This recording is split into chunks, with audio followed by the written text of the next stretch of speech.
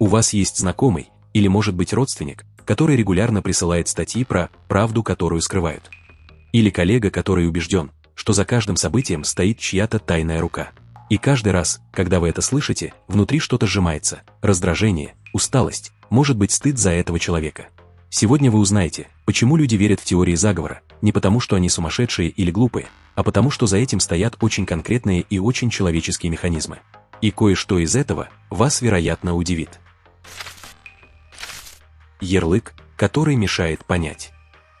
Когда мы говорим «конспиролог», перед глазами сразу встает образ: человек в шапочке из фольги, доски с красными нитями, YouTube-ролики о плоской земле. Этот образ очень удобен, он позволяет сразу поставить человека за пределы серьезного разговора. Закрыть вопрос.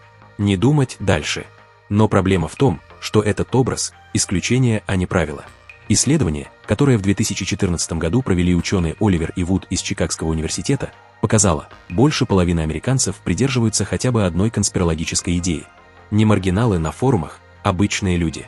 Учителя, врачи, программисты, родители. И это не американская специфика. Похожие цифры фиксируют во всем мире. Значит, вопрос не в том, кто эти странные люди. Вопрос в том, что происходит внутри любого человека, когда он начинает думать именно так. Причина первая. Мозг не терпит пустоты. Человеческий мозг – это машина по поиску смысла.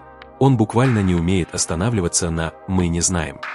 Когда происходит что-то плохое и необъяснимое, авиакатастрофа, теракт, внезапная смерть известного человека, мозг немедленно начинает искать причину. Это эволюционный механизм. Наши предки выжили именно потому, что умели быстро находить связи между событиями. Шорох в кустах – значит хищник. Нет времени проверять гипотезы. Психологи называют это апофения – склонность видеть паттерны там, где их нет, или связывать несвязанные события. Это не болезнь и не признак слабого ума. Это базовая функция нашего мышления. Сильная сторона этого механизма очевидна.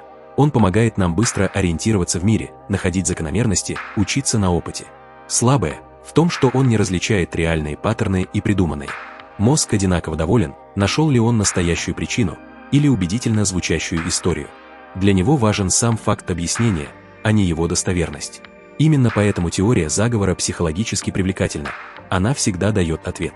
Четкий, связанный, без неудобных возможно, и мы еще изучаем. Причина вторая – страх и утрата контроля. Философ Эрих Фромм писал о том, что одна из главных человеческих потребностей, потребность в смысле и порядке, усиливается в моменты, когда жизнь становится непредсказуемой. Когда рушится привычное, когда непонятно, что будет завтра, когда решения принимают люди, которых ты не видишь и которым не доверяешь, тогда конспирологическое объяснение становится парадоксальным источником успокоения. Подумайте сами, что страшнее, мысль о том, что мир управляется тайной группой людей, или мысль о том, что мир никем не управляется, что события происходят хаотично и никто не контролирует ситуацию. Для многих людей первый вариант менее пугающий, потому что в нем хотя бы есть кто-то у руля. Пусть враг, пусть злодей, но не бессмысленный хаос. Психолог Ян Вильям ван Проен, один из ведущих исследователей конспирологического мышления, многократно фиксировал в своих работах: люди сильнее склонны к теориям заговора в периоды личной или социальной нестабильности. Потеря работы, кризис в стране, пандемия, война – все это резко поднимает уровень тревоги, а вместе с ним и готовность принять объяснение, которое дает хоть какую-то структуру происходящего. Сильная сторона этого механизма – он защищает психику от парализующего ощущения беспомощности. Слабая сторона – он направляет энергию не на реальное понимание ситуации, а на поиск врага. И этот враг, как правило, оказывается удобной мишенью, а не реальным источником проблем. Причина третья – доверие как дефицит. Есть важный контекст, который часто игнорируют в разговорах о конспирологии. Люди не начинают верить в теории заговора в вакууме. Они начинают верить в них после того, как реальные институты, правительство, медиа, наука, церковь их подводили. Иногда по-крупному. И здесь сложно спорить, заговоры существуют. Табачные компании десятилетиями скрывали данные о вреде курения, и это задокументированный факт. Правительства лгали о причинах войн, и это тоже факт. Фармацевтические корпорации скрывали побочные эффекты препаратов. Когда человек узнает об этом, его скептицизм по отношению к официальным версиям становится рациональным ответом на реальный опыт обмана. Проблема в другом. Этот здоровый скептицизм легко переходит в тотальное недоверие, при котором любое официальное объяснение автоматически воспринимается как ложь, а любая альтернативная версия – как правда. Это уже не критическое мышление, а его инверсия. Человек перестал проверять факты и начал проверять источники по принципу «свой-чужой». Социолог Роберт Мертон еще в середине 20 века описывал, как недоверие к элитам порождает альтернативные системы знания. Сильная сторона такого скептицизма – он защищает от манипуляций и заставляет задавать неудобные вопросы. Слабое, без инструментов проверки он становится не менее слепым, чем наивное доверие. Причина четвертая – сообщество и идентичность. Вот что редко обсуждают открыто. Конспирологические взгляды – это часто не про знание. Это про принадлежность. Когда человек чувствует себя невидимым, непонятым, ненужным, и вдруг находит группу людей, которые говорят «мы знаем то, чего не знают другие», это не просто информация. Это приглашение. Это ощущение избранности, смысла, братства. Психолог Мэтью Хорнси из университета Квинсленда подчеркивает, в большинстве случаев люди принимают конспирологические идеи социально, через доверенного человека, через группу, через сообщество. Это очень редко бывает результатом одинокого гугления. Именно поэтому прямое опровержение фактов почти никогда не работает. Когда вы спорите с конспирологом, вы атакуете не только его убеждения, вы атакуете его принадлежность к группе, его идентичность, его связи. Мозг в этот момент включает защитную реакцию, то, что исследователи называют эффектом обратного огня. Человек под давлением контраргументов не меняет точку зрения, а укрепляет ее. Сильная сторона групповой динамики. Она дает поддержку и ощущение смысла людям, которые их лишены. Слабая, она создает закрытые информационные пузыри, где любое сомнение воспринимается как предательство. Причина пятая – информационная среда. Мы живем в мире, где объем информации давно превысил человеческую способность ее обработать. Каждый день сотни новостей, мнений, разоблачений, экспертных комментариев, которые противоречат друг другу. В этом хаосе очень трудно понять, кому верить. Алгоритмы платформ YouTube, TikTok, Facebook устроены так, чтобы удерживать внимание. А внимание лучше всего удерживает то, что вызывает сильные эмоции – страх, возмущение, шок. Конспирологический контент идеально подходит под этот шаблон. Исследование MIT 2018 года показало, что фейковые новости распространяются в Твиттере в 6 раз быстрее достоверных, и именно потому, что они эмоционально заряжены. Человек, который проводит несколько часов в день в такой среде, не обязательно глупее или доверчивее других. Он просто находится под воздействием системы, которая оптимизирована не под истину, а под вовлеченность. Сильная сторона цифровой среды. Она демократизировала доступ к информации и дала голос тем, кого раньше не слышали.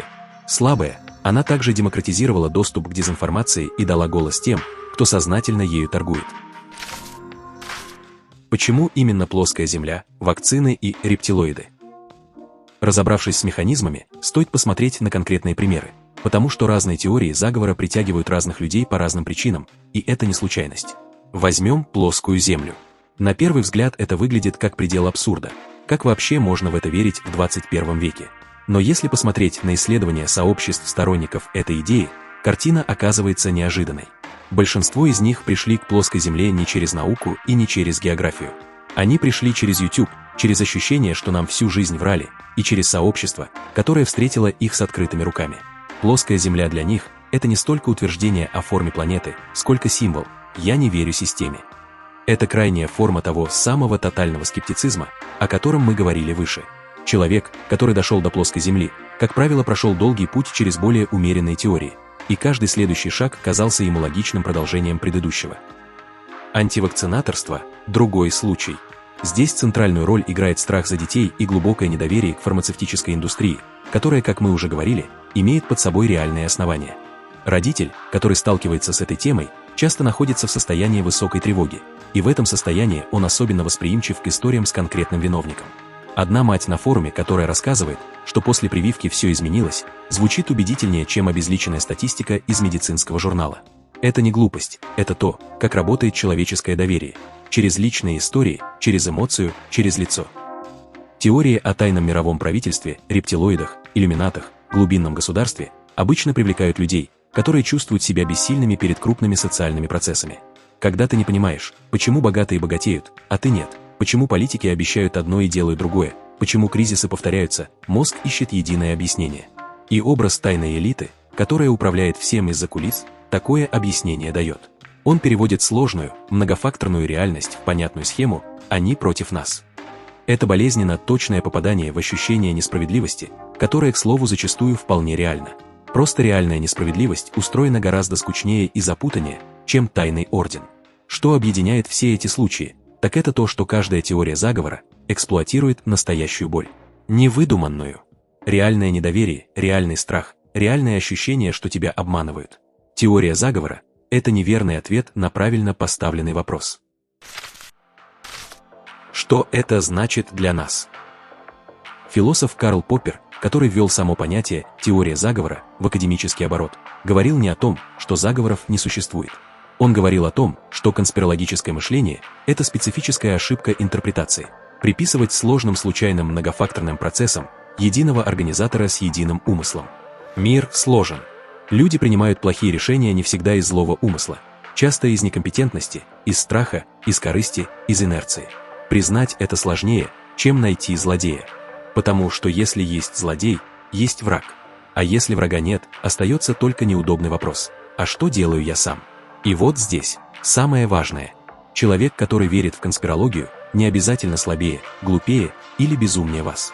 Чаще всего это человек, которого что-то сломало или напугало.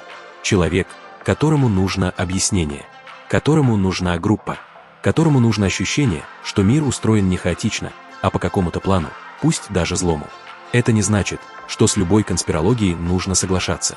Это значит, что спорить с ней нужно иначе, не атакуя человека, а понимая, какую потребность она закрывает.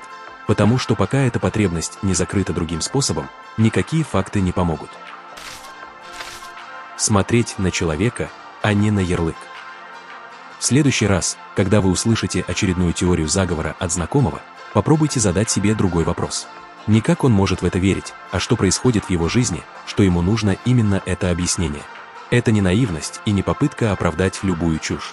Это попытка увидеть человека, а не ярлык, который мы на него навесили. И, честно говоря, это единственный способ, который реально работает. Потому что люди меняют убеждения не под давлением аргументов. Они меняют их, когда чувствуют себя понятыми, а иногда просто когда перестают чувствовать себя одинокими.